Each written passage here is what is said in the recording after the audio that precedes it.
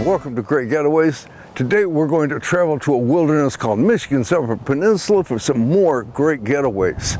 You know, fall time of the year is my favorite time of the year, and I just love being out here. I know you will be too. We're going to find lost lakes, beautiful streams, and waterfalls. It's going to be a great show, so stay with us. Our road trip actually started before we reached the Mackinac Bridge with some of the most incredible fall colors we had ever seen. It was located in a place where every season paints a masterpiece, but none quite like the brilliant hues of autumn. Imagine driving through this, a canvas of nature surrounding you at every turn. The sun filters through the canopy, casting golden light on the road ahead. Here, every drive is a journey through beauty. The colors are so rich, you feel like you're part of a painting. Experience the colors, drive the dream. This is Vanderbilt, Michigan. Our road trip today continues over the Mackinac Bridge. We have traveled across the bridge many times, and every time is a new experience, and many of our trips have left us with a story to tell. On our first trip 35 years ago, September 22nd, 1989, will live in our minds forever. After we crossed the bridge, we decided to take some shots of the bridge from the north side. As we were shooting, we noticed police and fire trucks coming from every direction. One of us said, "Wouldn't it be terrible if somebody went over the bridge?" Know that it has never happened before. Well, it did this time. A U-Boat was the first car to ever go over the bridge, and it only has happened once since then. As we enjoy the scenery crossing the bridge, we have had two unique experiences going to the top of this bridge. One recently and the other 25 years ago. On our first trip to the top, the safety measures were a little more relaxed as you watched this worker walking down the cable, not using the safety chains. Our second trip to the top was a little more uneventful. If you can call going to the top of the Mackinac Bridge uneventful, it was just full of unbelievable beauty. Continuing up I-75 until it ends at Sault Ste. Marie, Michigan, where we would stop at the Point Iroquois Lighthouse. Point Iroquois Lighthouse is an historic lighthouse situated along the scenic shore of Lake Superior in Michigan's Upper Peninsula. The lighthouse marks the entrance to Whitefish Bay, where Lake Superior transitions into the St. Mary's River, a vital waterway connecting the Great Lakes. Built in 1855, the lighthouse initially served to guide ships through this treacherous stretch of water, which was prone to fog and sudden storms. Its elegant white tower, standing 65 feet tall, is constructed of brick and originally housed a 4-foot lens, which was later replaced with an automated beacon. The site is a popular destination for history buffs, photographers, and anyone drawn to the timeless beauty of the Great Lakes coastline.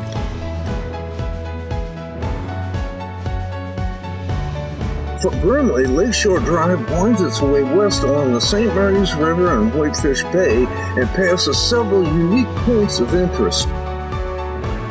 One such spot is the Bay Mills Indian community that lies near the end of a long spit jutting into the St. Mary's River. We stopped at this spot overlooking beautiful Washaka Bay. Proof of longevity lies in the old Indian burial ground dated 1841. Seeing the burial houses was a moving reminder of the respect and reverence the Native people have for those who have gone before them. We have visited sacred burial grounds before, but we wanted to see a couple of things we missed on our last stop. Across the road from the burial grounds is a statue dedicated to the Native Americans that have served. We're out along the Curly Lewis Highway right now. It's a scenic highway that runs between Sault Ste. Marie and 123 out here along Whitefish Bay. Now, we're right outside the Bay Mills Indian community, and we have a memorial here to its veterans. There's 3 people standing here. There's actually past, present, and future is what it represents. Very nice plaque. Over here we've got some other things going on. Well, this is a nice tribute to not only the lightkeepers, the mariners who sailed out on the Great Lakes. And then in the background you can see a freighter, and it looks like the freighter is maybe beginning to sink out there. We were soon back on the road heading to the Mission Hill Overlook. This is another beautiful spot in the fall, full of history, and we have also been here before, but what we had not done was hike the Mission Hill Overlook pathway. No road trip would be complete without a few stops along the way to do one of my favorite pastimes, hiking. Our first hike on this trip would be at Mission Hill, a beautiful stop, but today we are going to hike the Monocle Lake Trail. Monocle Lakes is just inland from Lake Superior, about a half-hour's drive west from Sault Ste. Marie. We would head down the Mission Hill first, with its commanding views of Lake Superior and the Canadian Highlands beyond, and then descending to explore the west side of the lake. It's amazing how the colors are different at each stop, but just as beautiful. We have seen lake stages of greens to vibrant reds, yellows, and orange. This hike is full of all the shades of fall. I got to think about this a little bit. I tell you what, we're up on top of a high rise. I don't know if you can make the lake out in the distance, but it's down a long ways, and it's a sharp drop here.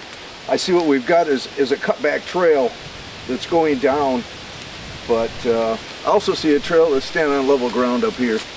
That works for me.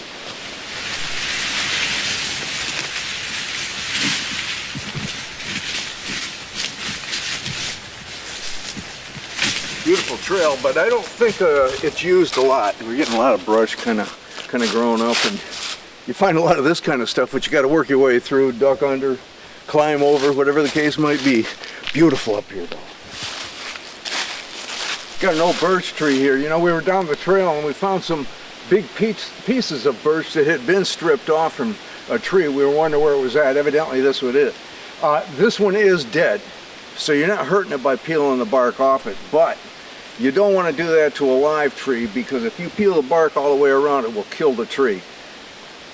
You don't want to do that to them. But this one's dead. Some of the people are getting the bark off it.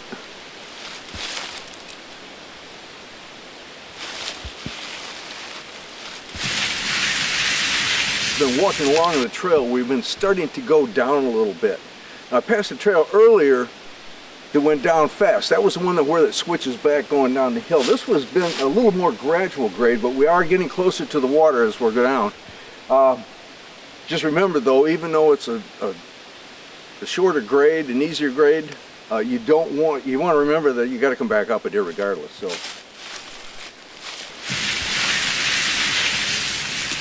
All right, just to give you an idea, if I can here, how steep this grade is, I'm going to go down here just a little bit, and maybe you'll be able to determine once I start down how fast it drops.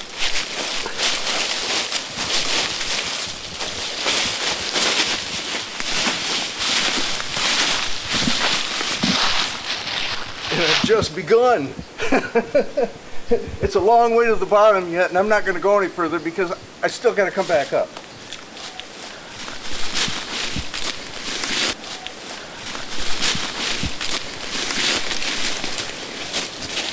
We're getting ready now to turn around. We're not down to the bottom yet, but we don't know how it's going to go. We've already been on the trail about an hour now, slowly working our way downhill. We don't know how much longer it's going to be. So we're going to go ahead here and turn around. But whether you come out here and do the same thing we did, just come out, walk part of the trail, go back, or do the whole thing, it's a great place to come out into the fall. It's beautiful out here. Another thing too that I noticed along the way, if you've ever smelled wet leaves, how great it smells. The whole forest smells that way right now, so it's just been fantastic out here, just the place to be. But we're gonna head back now. We'll get on our way.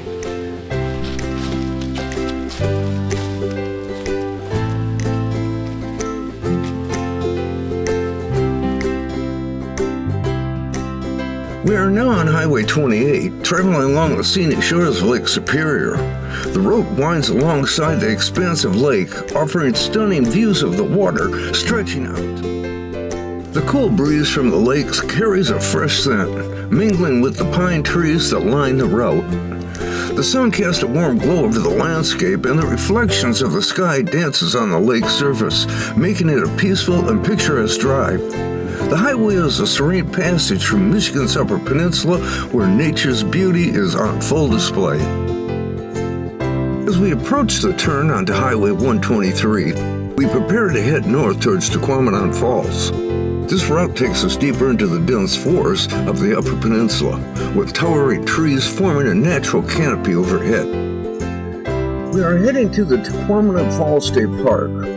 We will take a quick peek at the falls, but our goal on this stop is to hike the Tahquamenon Falls Trail.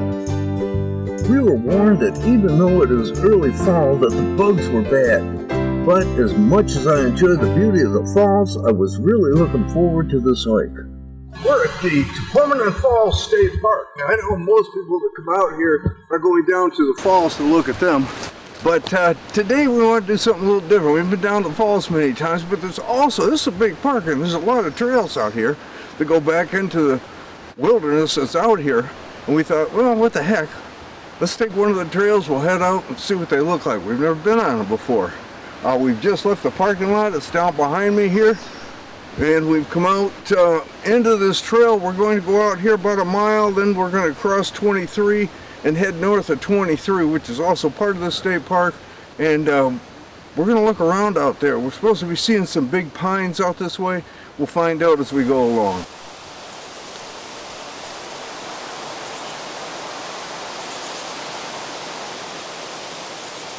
We've gone further down this trail. One thing we've noticed, it's pretty wet out here. There's a lot of spots that it's just kind of swampy. We're getting through them okay. We got waterproof shoes on, so that's making it easier. But I'll tell you what are bugs. And there's a lot of mosquitoes out here. Got my head net with me, and I'm going to have to get it out here in a minute because it's just getting too bad. But great trail, nice. But we're the only ones on it too, so nice it is. You get out here on the trail, as we mentioned already, bugs can be bad. It got to the point and I decided to put a net over my head here because they're just starting to really bother me. Nice thing about though coming out here, you're social distancing, really social distancing. I mean, you're out in the middle of nowhere and there's nobody to be found. So great place. Oh man, it's beautiful around here.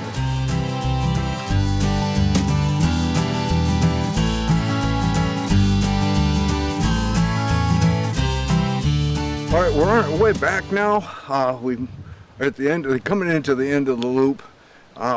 Great trail out here. If you like to get out and be out for, say, the afternoon, do a little hike, this is probably just about 4 miles long, and it takes you right through the woods into these beautiful areas. You want to get out, get with nature, this is the place to be. And it's right here at Tahquamenon Falls, so good places to park. There's a restaurant. It's nice.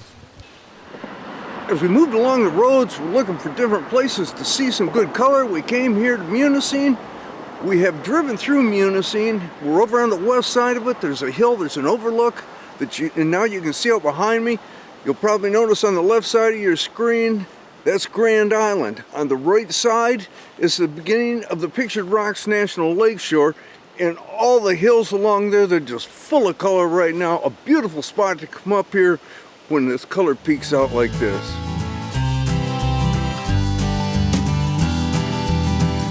Back in the truck, our road trip continues to the Pictured Rocks, with our first stop being Chapel Falls. We're out here right now in the Pictured Rocks National Lakeshore. We thought we wanted to come out, see one of the waterfalls we haven't seen in quite a few years, and that's Chapel Falls. We have driven back. It was kind of a rough road getting back here, but we've got back to the parking lot. We're on our way out the trail now. It's beautiful out there, and I know you're going to enjoy it when we get there. The trail's pretty nice though too. The waterfall takes a little more diligence to get to. It's located in Alger County within the Pictured Rocks National Lakeshore Park. Following the signs along H58, you will turn down a dirt and gravel road near the town of Millstrand. A 6-mile trip down this sometimes rather treacherous road will put you at a parking area and trailhead. From here, it's a 1.3-mile hike back to the falls. Unlike many of the trails we have visited, Pictured Rocks National Lakeshore has shied away from the wooden walkways on most of their park's interior trails, opting instead to remain with the natural paths. So when you come, be prepared for some real hiking through some beautiful unspoiled forest. Once you're here though, time and distance don't really seem to matter anyway. We came upon Chapel Falls from the backside. Even from this less than perfect vantage point, the falls were impressive. However, we could see an observation platform on the other side of the river, so we decided to find our way to it. The trail meandered down along the rushing river's edge and over a footbridge. On the other side, the trail brought us back up to the summit. From there, we took the trail down to an observation platform that would look back at the falls. We continue our journey, we reconnect with US 2, providing a scenic route with beautiful vistas of the surrounding forest and water. This route offers a perfect blend of peaceful nature and charming small-town stops, making for an unforgettable road trip experience. The Native American statues in Gladstone, Michigan are located on the shores of Little Bay de Noc in Van Cleve Park. The statues are part of a collaboration between the Hunterville Indian Community, Nautah Public School Academy, and the Gladstone Parks and Recreation Department. One of the towns you come across, you head down towards Escanaba, is Gladstone. We are right here now on the shoreline. We're right on Little Bay de Noc. You can see kind of a little display out behind me now. Those were actually constructed in 1910, which time it changed, was taken to a museum. A gentleman bought those from the museum and held on to them for all these years until he finally donated them here to Gladstone so they could put them out. So it's kind of a nice little display of the Native Americans. You can also see a small, I guess I would call it a range light that's out there behind too. It's kind of hard to tell from here. It looks bigger than what it is, but that would be a range light that's right out. We've got a marina over here, great little park to take a picnic and bring the kids along and have some fun. Leaving Gladstone, we soon arrived at the Indian Trail and Campground, a hidden gem nestled among the tall pines and vibrant foliage. You'll see behind me, there's a sign, the Indian Trail. There used to be an old Indian trail that runs along here that took it from Lake Michigan up to Lake Superior. So traders and lumbermen used it after the Indians. Then it kind of went away. It didn't exactly leave, but nobody was taking care of it. They built a road. So everybody began using the road. National Forest Service came in, they have reconstructed the trail. It is now used for hiking and equestrian trail. And it's just a great trail that runs about 40 miles, like I said, from Lake Michigan up to Lake Superior. This is just one of the stops along the way. And we've had a pretty good time here with a little bit of fire going and walking the trail a little bit. This was an exciting stop because it was filled with history of the trail. The trail that begins here was one of the most important in the Upper Peninsula, especially for the Native Americans. You can see there's a pretty big parking area here that you can pull into. We also have campgrounds back here, mainly for equestrian, but anybody can go back there. The nice thing about these campsites that they got is a drive-through. So you're carrying a trailer, or if you happen to be in a motorhome or something, you just drive through and back onto the road again. They're not hard to get to, and actually a very beautiful area back in here. The Nokis, an Algonquin tribe, lived in this area and used the trail in their frequent travels between Lake Michigan and Lake Superior. In places, the trail is deeply worked from centuries of use. Beginning in the early 1800s, the Northwest Fur Company and the American Fur Company established posts at Grand Island. Well, we're in the campground I was talking about. We found a fire ring here. It had some wood in it, so we decided to build a little fire. Brought some food with us, so we sat down and ate a little lunch, and now we're going to take off and go up the trail a little ways, just see what it looks like and see how it feels. This place is like a sanctuary, a perfect blend of history and nature, where the ancient trail met the simple pleasures of outdoor living. We picked up the trail right by the campground. Walking down it now, as you can see, we're in a conifer forest. It looks like a lot of red pine out here. The nice thing about that, it keeps it kind of open. You can see how open it is behind me. Well, but right now, going through here, you can see off into the woods. It's beautiful. It's beautiful.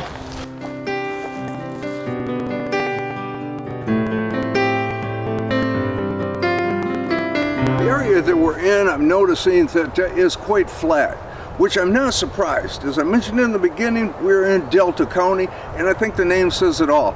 It's a large drainage area that focuses down on the Bay de Noc, and so it stays pretty flat through here. Now, as we get further north, that could all change, but we're not going that far today. With our bellies full and spirits lifted, we set out for our last stop of the day, a well-known tourist attraction. The place was buzzing with energy. You know, we've traveled up here, well, many times. And as we were coming down the road, we're in between Gulliver and Manistique right now. We always see this little farm place next to the road. We didn't know nothing about it. And we decided to stop in and find out what it was all about. And we were really surprised when we got out of the truck and started looking around. We're at the name of the place. It's Fresh from the Farm Greenhouses. Okay, and a lot of different things here. Why don't you tell us a little bit about the business? Well, this actually started out as my wife's hobby. We came back to my grandfather's farm, which he owned since the late 1800s. And we decided that we'd live here, you know, and so we decided to put up a greenhouse for my wife to grow a little bit of vegetables and stuff, and we started putting up the hoops, and the next thing you know, people are asking us, well, what are you going to sell here? And so we said, well, my wife says, I'll sell you some flowers and some bedding plants, and the next thing you know, this is what we got. Wow, things changed, didn't they? Yeah. So tell us about all the things that you do have here. Oh, we've got the complete line of plants that anybody could ever want. Annuals, perennials, trees, shrubs. We have landscaping supplies, even some tools to do the landscaping with. About everything. Sand, dirt, compost, so everything. Great for people that live around here, people that may have their cabins up here, and you want to decorate them a little bit. This is a place to come down here. You'll find everything you need there. You mentioned vegetables too. Are the vegetables still here? Oh yes, we grow a crop of and sell our own vegetables here from the farm. The tomatoes and peppers and cucumber squash, the whole thing, pumpkins in the fall. We do bait for deer and birds and whatever anybody is of the mind to bait, or bird seeds and dog foods and cat foods. And sounds like they've got it all here. You want to make sure as you come along. You got a statue or two out front here that they may recognize as they're coming along, or something that might tell them this is the place. Yeah, the abominable Sasquatch is out front. His brother, the Sasquatch, and behind me here is hiding out for the season right now, I think. There it is. Keep your eyes open when you're coming down the road. We're, as I said, in between Gulliver and Manistique, right on US 2. Great place to be. Come in and enjoy yourself. It might not have had the quaint charm of our earlier stop, but it was the kind of place where you could lose yourself in the lively hustle and bustle, making it a fitting end to a day full of adventure. It has been a wonderful day on the road at Michigan's Upper Peninsula. The winding roads, dense forests, and the breathtaking views of Lake Superior made for an unforgettable drive. Well, I hope you enjoyed our road trip through Michigan's Upper Peninsula. We had a great time up there. I know if you go, you will too. You can get more information on our website at greatgetaways.tv. Don't forget to watch for us on Facebook for all the updates. Thanks for watching, and we'll see you next week.